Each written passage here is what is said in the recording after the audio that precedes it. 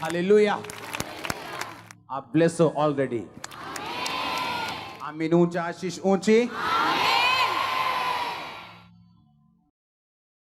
आपको अपनी डेस्टिनी के लिए क्या करना पड़ता है? काम करना पड़ता। आमीन। फिर से बोलो अपने पड़ोसी को, अपने आप कुछ भी नहीं होता। तुझे अपनी डेस्टिनी, अपनी मंजिल के लिए काम करना पड़ता है। आमीन। अगर सुलेमान अमीर था, आशीषित था, उसका रीजन मैंने आपको बताया। क्या रीजन था उसका? उसका दिल परमेश्वर के लिए क्या था? खुला हुआ। जोर से बोलो हालेलुया। उसका हार्ट क्या था परमेश्वर के लिए? खुला हुआ। और रास्ते में जब वो परमेश्वर के भवन में जा रहा था, 1000 होम बलि उसने चढ़ाए। उसी रात को परमेश्वर ने विजन दिया और बोला तुझे क्या चाहिए? उसने कहा तेरा दास जो छोटा सा लड़का है, जो अंदर बाहर आना जाना नहीं जानता, जो तेरी इतनी बड़ी प्रजा का न्याय कर सके, मुझे बुद्धि चाहिए। और बाइबल कहती है परमेश्वर ने उसी रात उसको बोला कि मैं तुझे बुद्धि भी दूंगा और मैं तुझे इतना पैसा भी दूंगा, ऐश्वर्य भी दूंगा, जो आज तक मैंने किसी राजे को ना तो दिया ना तो दूंगा। कुछ भी अपने आप नहीं होता। रूथ का परमेश्वर की ब्लड लाइन से जुड़ना, दाऊद की ग्रैंड मदर बनना, यह अपने आप नहीं हुआ था। यह उसका डिसीजन था कि मैं अपनी बूढ़ी सास को नहीं छोड़ूंगी, क्योंकि मुझे वापिस जाके यहोवा की आराधना करना नसीब नहीं होगा। हालेलुया। यह उसका क्या था? अपना एक डिसीजन, अपना एक फैसला, जिसने परमेश्वर के बीच में उसको जोड़ के रखा और यीशु मसीह की ब्लड लाइन में उसे जोड़ दिया। आज भी जब अब्राहम से लेके या आदम से लेके यीशु मसीह तक जब पीढ़ियों का वर्णन किया जाता है, कभी 42 पीढ़ियों का, कभी जब आप उसके माता के पिता के पिता की वर्णन को देखते हैं, तो उसमें रूत का जिक्र है, रूत के हस्बैंड का जिक्र है। आमीन। मरियम आसमान से उतरी हुई फरिश्ती नहीं थी।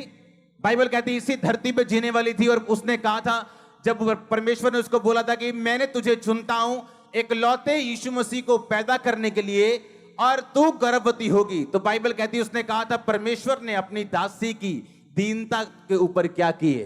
दृष्टि की। हालेलुया। अपने पड़ोसी को बोलो अपने आप कुछ नहीं होता। आज लोगों के पास बहाने हैं, हाँ है कि नहीं? कोई गरीब है इसलिए अपनी गरीबी में ब्लू फिल्में देख रहे हैं, क्योंकि उसे निराशा है, मैं अमीर क्यों नहीं हूं, मैं ऑस्ट्रेलियन क्यों नहीं हूं, मैं कनेडियन क्यों नहीं हूं, मेरा वीजा क्यों नहीं लगा।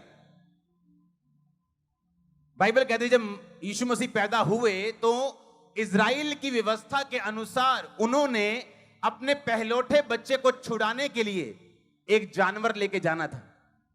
और उनके पास अगर पैसा ना हो तो परमेश्वर ने कहा था तुम बड़ा जानवर मत लेके जाना, तुम कबूतर को ले जाना और उसके बदले अपने पहलौठों को छुड़ाना। और बाइबल कहती है मरियम और उसका हस्बैंड जो थे वो कबूतरों का जोड़ा लेके गए थे। उनके पास इतना पैसा भी नहीं था। पैसा ना होने के बावजूद भी परमेश्वर के साथ वो फेथफुल थे, वफादार थे, और परमेश्वर ने इतने बड़े काम के लिए उन्हें चुना। हालेलुया। अगर आप अपनी लाइफ में इंतजार करोगे कि परमेश्वर पहले गवाही दे तो मैं पवित्रताई में चलूं, या मैं नशा छोड़ दूं, या मैं गलत काम करना छोड़ दूं, तो आप कहीं और बैठे हो, आप परमेश्वर के राज्य में नहीं हो। उन्होंने पहले डिसीजन लिया। परमेश्वर ने नहीं कहा रूथ अगर तू डिसीजन ले तो मैं तेरे आने वाले टाइम में तुझे एक अच्छा पति दूंगा, तेरे दुखों को दूर कर दूंगा। परमेश्वर ने कुछ नहीं कहा, बाय फेथ वो चली। इसलिए पौलुस ने कहा बिना विश्वास के उसे प्रसन्न करना अनहोना है।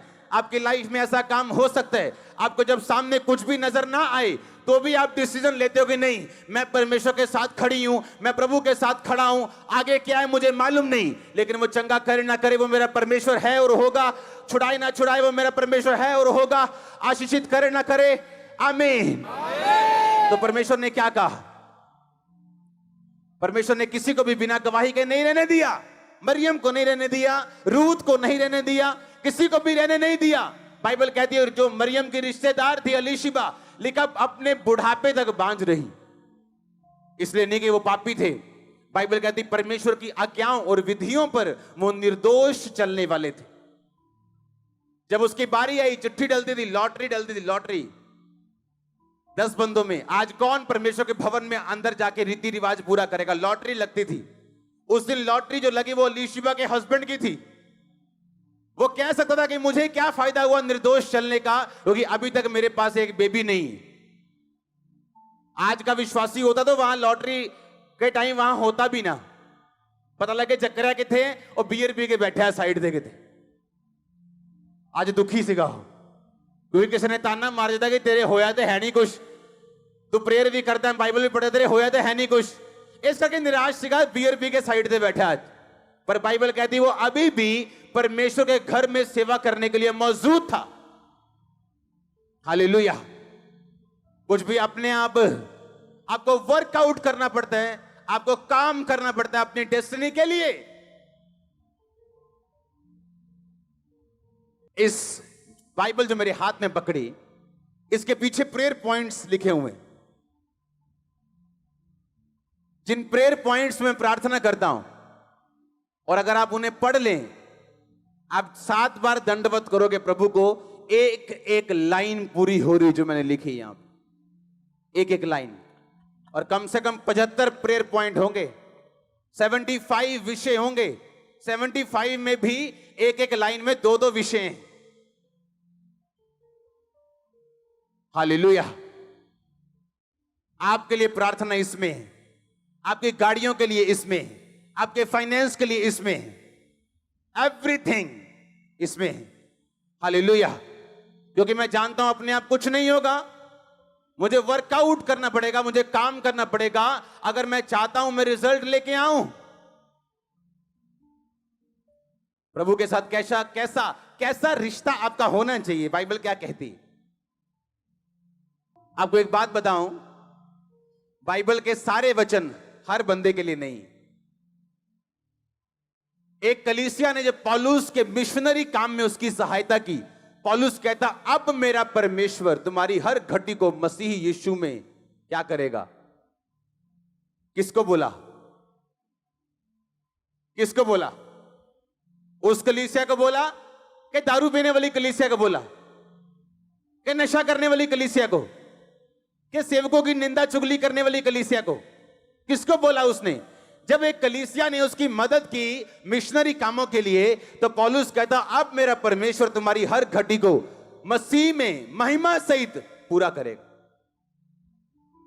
एक वचन जब हम पढ़ते हैं भजन संहिता 91 जो आपने बहुत बार पढ़ा होगा, उसमें लिखा हे यहोवा तू मेरा शरण स्थान ठहरा है। 9 आयत, तूने जो परम प्रधान को अपना धाम मान लिया है, इसलिए कोई विपत्ति तुझ पर ना पड़ेगी, ना कोई दुख तेरे डेरे के निकट आएगा। हालेलुया। अपने पड़ोसी को बोलो तूने जो परम प्रधान को अगर अपना धाम मान लिया है। आमीन। इंग्लिश में लिखा हैबिटेशन।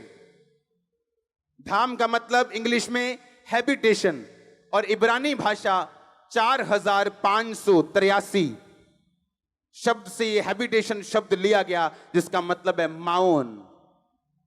माओन निकला 5772 नामक शब्द से, जिसका मतलब है, हम पढ़ेंगे, ओना।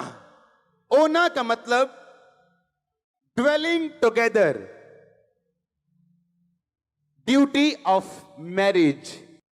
जैसे हस्बैंड और वाइफ इकट्ठा रहते हैं, उस शब्द के लिए, उस काम के लिए जो शब्द यूज किया जाता है उसको बोलते हैं ओना। परमेश्वर कहता तूने जो परम प्रधान को अपना ओना मान लिया है। क्या मान लिया है? मतलब धाम। धाम मतलब अब आप समझेंगे, धाम बताने कोई तीर्थ स्थान होगा चौड़ा सा, उसको धाम बोलते हैं। धाम यानी इब्रानी भाषा से लिया गया, जिसका मतलब दोबारा देखेंगे हम, ओना। ओना शब्द तब यूज किया जाता है जब हस्बैंड और वाइफ इकट्ठे रहते हैं। ओना शब्द का मतलब ड्यूटी ऑफ मैरिज, इकट्ठे रहना। आपके बेस्ट फ्रेंड से आपकी लड़ाई हो जाए, आप 10 दिन उससे दूर रह सकते हो। हां, रह सकते हो कि नहीं? पर अपने हस्बैंड से नहीं रह सकते। घर थोड़ी छोड़ जाओगे, वाइफ से तो नहीं रह सकते, घर थोड़ी छोड़ जाओगे। हाँ या ना? कितने मेरी बात को समझ रहे हैं? जिस बात से आपके दोस्त के साथ आपका रिश्ता बिगड़ सकता है, पर आप अपनी फैमिली में वो रिश्ता नहीं बिगाड़ते हो। समझ रहे हो कि नहीं?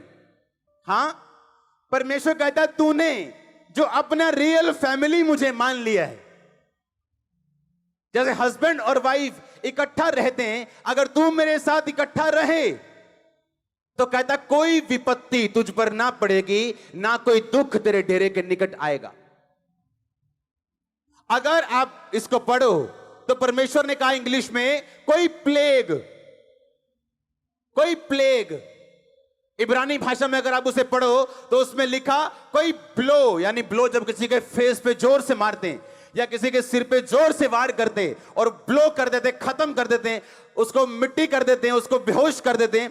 परमेश्वर ने कहा अगर मैं तेरा पति हूं और तू पत्नी की तरह मेरे साथ रहे तो तेरी लाइफ में ऐसा कुछ नहीं होगा जो ब्लो करे और तू गिर जाए। ऐसा कैंसर कभी ना आएगा, ऐसी एड्स कभी ना आएगी। और आपका आमीन छोटा चर्च। यीशु मसीह के नाम से खुदा बाप जो भाई बहन इन वचनों को सुन रहे हैं, जो पढ़ रहे हैं, पिता परमेश्वर यीशु मसीह के सामर्थ्य नाम में उन्हें ब्लेस करता हूँ पिता। वो पवित्रता, सच्चाई और ईमानदारी के साथ चलने पाए यीशु मसीह के नाम में, वो शुद्धता के साथ चलने पाए यीशु मसीह के नाम से खुदा बाप। यीशु मसीह के नाम से पिता आपने जिस तरह सैमुअल को आवाज़ लगाई पिता, आप अपने इन बेटे बेटियों को भी लगाएं पिता परमेश्वर, और इनके कॉलिंग को बताएं पिता परमेश्वर कि आपने इन्हें क्यों बुलाया पिता परमेश्वर, और ये उसे जानने और समझने पाए यीशु मसीह के सामर्थ्य नाम में, जिसके द्वारा आपके नाम की स्तुति और महिमा हो खुदा बाप। ये तेरे वचन सुनने वाले नहीं वरन उस पर चलने वाले भी बने यीशु मसीह के सामर्थ्य नाम में मैं कहता हूँ। Thank you Jesus.